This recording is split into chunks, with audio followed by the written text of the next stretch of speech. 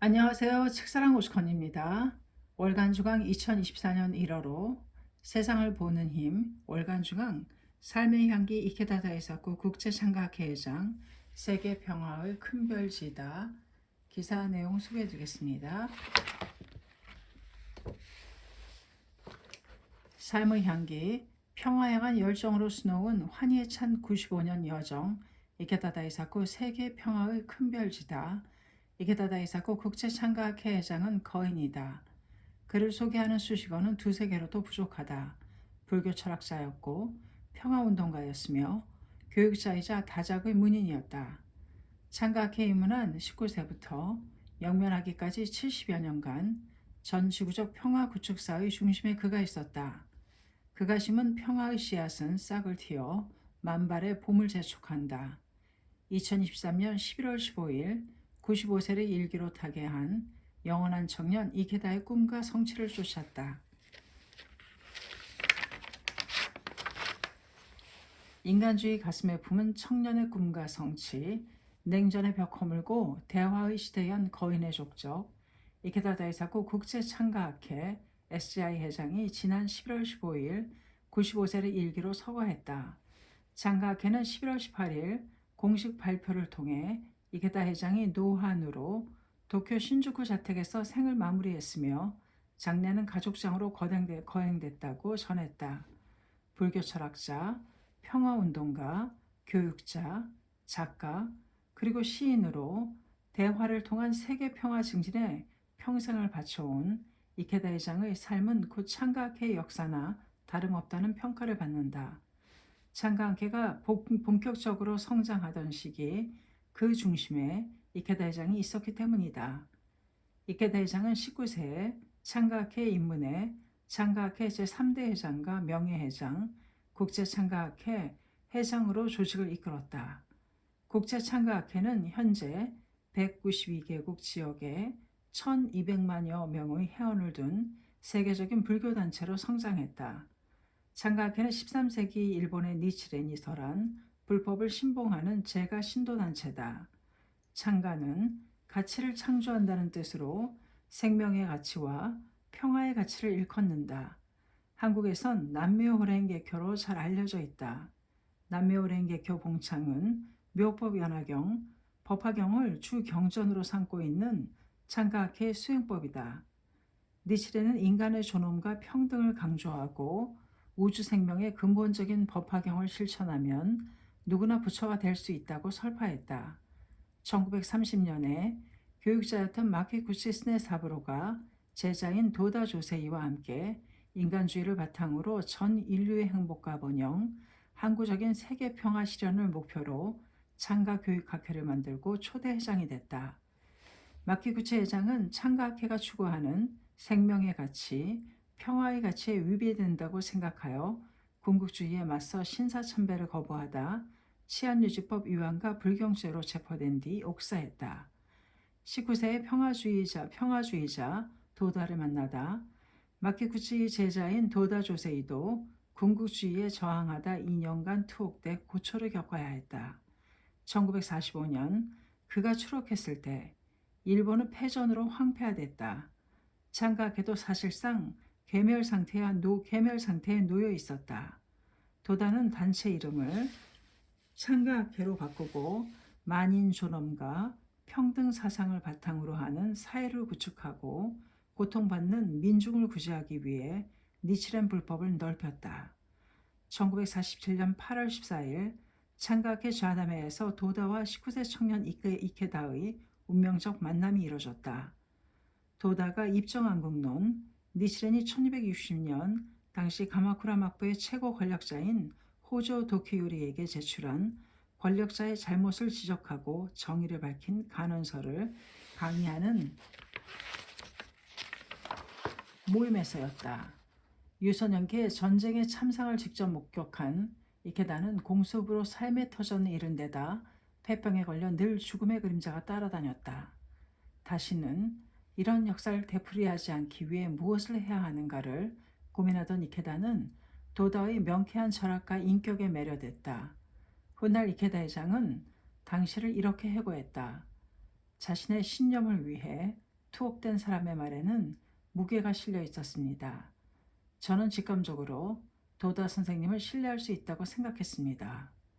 도다의 문화생이 된 이케다는 도다가 운영하는 출판사에서 소년 잡지 편집장으로 일하며 학회 재건에 힘을 보탰다. 하지만 전쟁 후 프로덕션 초인플레이션으로 인해 경제적 난관에 봉착하고 말았다. 월급을 받지 못한 직원들이 떠난 뒤에도 이케다는 스승 곁을 지키며 고된 일을 떠맡았다. 이케다의 각오는 단단했다. 6개월 동안 전혀 월급을 받지 못했습니다. 신발은 찢어져 갈라지고 입을 만한 옷도 없었습니다. 건강 상태 역시 좋지 않았지만 도다 선생님을 지키는 일이라면 지옥의 고통도 참아낼 결심이었습니다. 스승의 곁을 지키느라 학원마저 포기한 이케다에게 도다는 대학 수준의 개인 교습을 해주겠노라고 약속했다. 이케다 회장은 훗날 이를 도다 대학이라 일컬었다. 수업은 도다 회장이 서거하기 1년 전인 1957년까지 이어졌다. 매일 아침 근무를 시작하기 전과 주말에 쉼없이 이어졌고 역사, 문학, 철학, 경제학, 과학, 조직이론을 망라했다. 도다의 수업은 깊이 있고 엄격했다. 이때의 배움은 이케다의 철학과 신념을 형성하는 데 큰 자산이 됐다. 두 사람의 노력으로 1951년 사업이 안정궤도에 들어섰고 도다는 창가학회 제2대 회장에 취임했다. 하지만 여전히 회원 수는 3,000명 정도에 불과했다. 도다는 75만 세대를 포교하겠다고 목표를 세웠다. 이케다는 이듬해 도쿄 가마타 지부 책임자가 되어 지부 회원 수를 비약적으로 늘렸고 뒤이어 맡은 오사카 조직을 확대하며 지도자의 자질을 보였다. 1957년 도다 회장이 목표로 제시한 75만 세대 포교를 달성했다. 꿈 같았던 숫자를 6년 만에 달성하며 창가학회는 일본에서 주목을 받았다. 이듬해 도다 회장이 서거했다. 곧장 이케다에게 회장직을 맡아달라는 회원들의 요구가 이어졌지만 이케다는 쉽게 수락하지 못했다. 도다의 곁을 지키며 회장의 무거운 책임감을 누구보다 잘 알고 있었기 때문이었다. 이케다 회장이 남긴 일기에는 당시의 고뇌가 오롯이 드러난다. 4월 14일 비온 뒤 맑음. 거절하지 못하고 분위기가 자연히 승낙하는 쪽으로 흘러갔다. 내 운명이 어떻게 될 것인지 어쩔 수 없다. 어쩔 수 없지 않은가. 도다 선생님을 홀로 그리워한다. 그리고 홀로 결의한다. 회장 취임하자마자 세계로 눈 돌린 청년 이케다. 1960년 5월 32세의 청년 이케다는 100만 세대에 가까운 조직으로 성장한 창가학회의 제3대 회장에 올랐다. 회장에 취임한 그는 해외로 눈을 돌렸다. 니치렌 불법의 세계 유포라는 젊은 이케다의 이상에 창가학회 간부들조차 미심쩍어했다. 일본 국내에선 나날이 급성장하고 있었지만 해외 회원 수는 소수에 불과했다. 이케다는 한 사람 한 사람이 일으키는 작은 파동이 모여 장쾌한 파도가 되리라고 확신했다. 취임 5개월 뒤 이케다는 자네의 진정한 무대는 세계다. 세계로 나아가는 것이다. 라는 은사 도다의 유언과 동서냉전 등 격변하는 국제 정세를 떠올리고 자신의 사명을 되새기며 북남미로 향하는 비행기에 몸을 실었다. 일생에 거친 세계 평화를 위한 여정의 시작이었다. 이케다 회장은 뉴욕을 방문해 총회가 열리고 있는 유엔 본부를 찾았다. 이는 국제적 조직의 역할과 가능성에 관해 깊이 고민하는 계기가 되었고 꾸준히 유엔의 리더십 강화와 유엔을 중심으로 지구상 여러 문제를 해결해 갈 것을 촉구했다. 이후 아시아와 유럽 순방을 마치고 일본 전국을 순회하면서 조직 발전에 총력을 기울였다. 그 결과 회장에 취임한 지 불과 2년 반 만에 3배 가까운 300만 세대로 급증하는 기념비적 위협을 남겼다. 세계 각국의 조직도 성장을 거듭했다. 회장 취임 직후 방문한 북남미, 아시아, 유럽을 비롯해 오세아니아와 아프리카에도 니치렌 불법이 넓혀졌고 1975년 1월 26일 세계 51개국 멤버 대표 158명이 괌 국제무역센터에 모여 제1회 세계평화회의를 개최했다. 이 자리에서 세계 각국의 창각회 조직을 연계하는 국제적 기구로서 국제창가학회 SGI가 결성되었고 이케다는 모든 참가자의 주대로 회장에 취임한다. 이 무렵 이케다 회장은 또 한 번 중대한 도전에 나섰다. 바로 정당을 만드는 일이었다. 창가학회의 정치 참여는 도다 회장 재임 때 한 번 시도한 적이 있었다. 1956년 참의원 선거에 6명의 후보를 내 3명이 당선했다. 자본가의 이익을 대변하는 보수파와 좌파 성향의 노동조합이 양분하고 있던 당시 일본의 정치 구도에서 파란을 일으키며 주목을 받았다.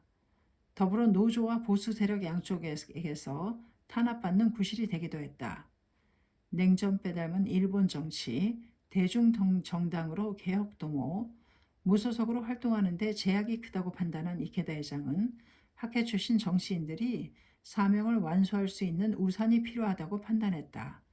그렇게 해서 기존의 중도 정치를 표방하며 결성했던 공명정치연맹을 정식 정당인 공명당으로 바꿨다. 공명당은 불법의 자비정신과 생명의 존엄성에 기반을 둔 정치개혁과 민중의 삶 개선을 이상으로 삼았다. 이케다 회장은 일본 정치의 동서냉전의 대립구도가 그대로 옮겨져 있다고 판단했다. 기성정당은 한편에서는 미국을 추종하고 다른 한편에서는 소련을 따르는 등 정당으로서의 자주성이 결핍되어 있었다. 이데올로기나 다른 나라의 의향에 좌우되는 것이 아니라 민중의 행복과 평화 실현을 최우선으로 하여 중도의 입장에서 정치를 이끌어가는 정당을 사람들은 대망하고 있었다. 다만 종교와 정치의 역할에는 분명한 선을 그었다. 창가학회와 공명당은 모두 불법 철학에 근간을 두고 있지만 구조적으로나 조직적으로나 완전히 분리되어 독립적으로 운영되도록 했다. 공명당은 좌우를 넘나들며 여러 정치 세력과 연대하면서 중도 정당의 입지를 지켰다. 여러 차례 자민당과 공조해 연립정부에 참여하기도 했다. 공명당이 자력으로 정부를 구성할 정도로 세력을 키우지 못했지만 이케다 회장이 꿈꿨던 대중정당의 역할은 충실히 해오고 있다. 2012년 이후로 자민당과 연립여당으로 활동하면서 일본 정부의 극단적인 우경화를 제어하는 나름의 역할을 한다는 평가를 받기도 한다. 창가학회와의 관계도 독립정당과 지지단체의 처음 성격을 유지하고 있다. 이케다 회장의 정치관은 그가 남긴 어록에 분명히 드러난다.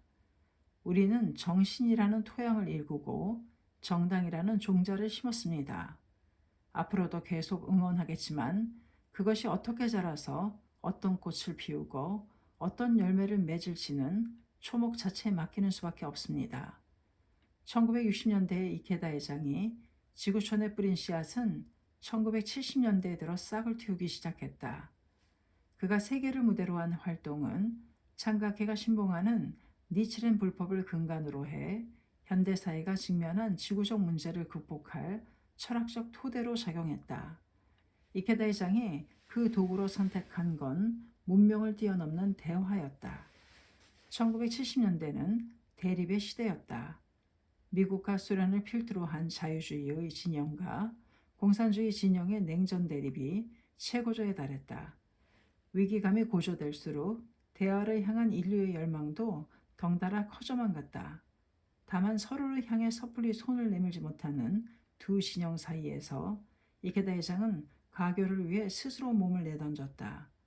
이케다 회장은 사상가, 신분, 지위고하를 가리지 않고 대화의 대장정에 나섰다. 때로는 국가와 진영 간 중재자 역할도 마다하지 않았다. 그렇게 대화의 시대의 막이 올랐다. 1972년 9월 베이징에서 전해진 중일 국교 정상화는 이케다 회장의 성견지명을 입증한 일대 사건이었다.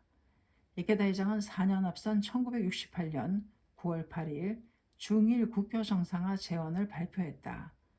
냉전은 격화하고 있었고 중국은 문화 대혁명의 영향으로 양국 관계가 냉랭한 상황에서 이케다 회장의 제언은 비판에 직면하기도 했다.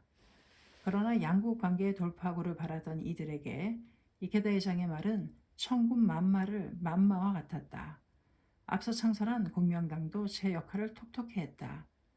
냉전시대 진영 뛰어넘는 평화 공존 모색, 양국 수교가 이뤄진 뒤 1974년 5월 30일 이케다 회장은 홍콩을 거쳐 기차를 타고 처음으로 중국 땅을 밟았다. 1974년 9월 8일에는 철의 장막이라 불리던 소련의 심장부 모스크바로 향했다. 크렘린궁에서 만난 알렉세이 코시킨 총리는 이케다 회장에게 당신의 근본 이데올로기는 무엇이냐고 물었다. 이케다 회장은 힘주어 답했다. 평화주의, 문화주의, 교육주의입니다. 그 근본은 인간주의입니다. 이때 이케다 회장은 코시킨에게 소련은 중국을 공격할 것이냐고 물었다. 당신은 미스토 대립 못지않게 중국과 소련의 대립도 격해지고 있던 터였다. 코시기는 공격할 생각이 없다고 했다. 그는 그 말을 중국 수뇌부에게 전해도 되겠냐고 했고 괜찮다는 응답을 얻었다. 3개월 뒤 이케다 회장은 중국을 재차 방문해 저온라이 총리를 만났다. 암투병 중이던 저우 총리는 의사와 주변의 만류에도 불구하고 이케다 회장을 반겼다. 이케다 회장은 코시긴 총리와 나눈 대화 내용을 전달했다. 저우 총리는 이케다 회장은 중일 양국 국민들의 우호관계 발전이 꼭 필요하다는 것을 주장해 왔습니다. 그 점이 저는 매우 기쁩니다. 라고 치하했다. 쉴 틈도 없이 이듬해 1월에는 미국으로 건너가 헨리 키신저 당시 국무장관을 만났다. 어느 진영에서나 이케다 회장의 신념은 한결같았다. 당신들은 세계 어느 세력을 지지하느냐라고 키신저가 물었다. 이케다 회장이 중국과 소련을 잇따라 방문한 것을 염두에 둔 질문이었다. 이케다 회장의 답변은 간결했다. 우리는 평화 세력입니다. 인류의 편입니다. 이어진 그의 설명은 대화에 천착한 집념의 이유를 명확히 보여준다. 우리는 동서양 진영 중 어느 한쪽을 편들자는 게 아닙니다.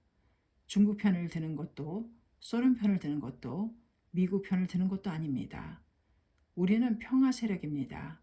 인류의 편입니다. 이케다 회장이 대중적으로 알려진 결정적 계기로는 20세기를 대표하는 역사학자 거장 아놀드 토인비 박사와의 대담을 꼽을 수 있다. 토인비와의 대담은 이케다 회장이 중일 국교 정상화 제언을 발표한 이듬해인 1969년 9월 영국에서 날아온 한 통의 편지로 시작됐다. 우리 둘이서 의미 있는 의견 교환을 할 수 있으면 좋겠습니다. 토인비. 역사가의 해안과 종교인의 신념이 만나다.